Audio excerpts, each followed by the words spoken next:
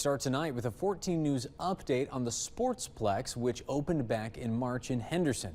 City officials are now looking to expand, and they're also sharing ideas to try to bring in as much revenue as possible. Our Emma Beck has the details from tonight's City Commissioners meeting. For the last 5 months, the Deaconess Henderson Sportsplex has served both local teams and leagues from other areas. At the City Commissioners meeting this evening, leaders discussed both the future expansion of the facility and how to better offset operating costs.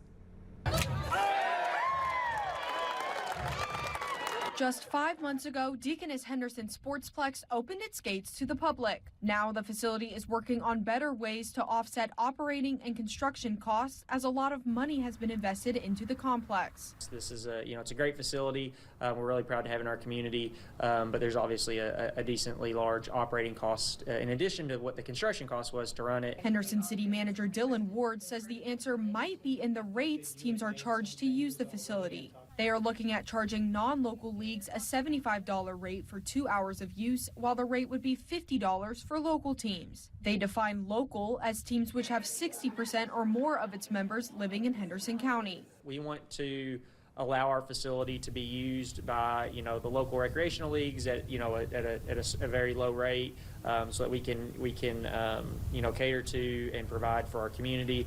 But then also on the weekends, and especially on the weekends, we want to be able to draw in these tournaments to kind of generate larger revenue. Facility leaders are also looking at weekend versus weekday use fees and proposing an additional $25 fee if lights need to be turned on.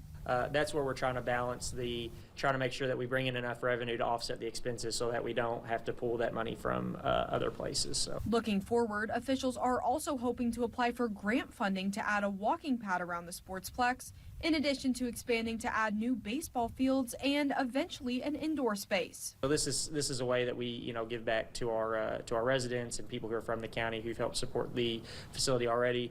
Again, all these changes are just ideas right now. Officials say they've been in constant communication with multiple leagues and community members, and they plan to do the same going forward.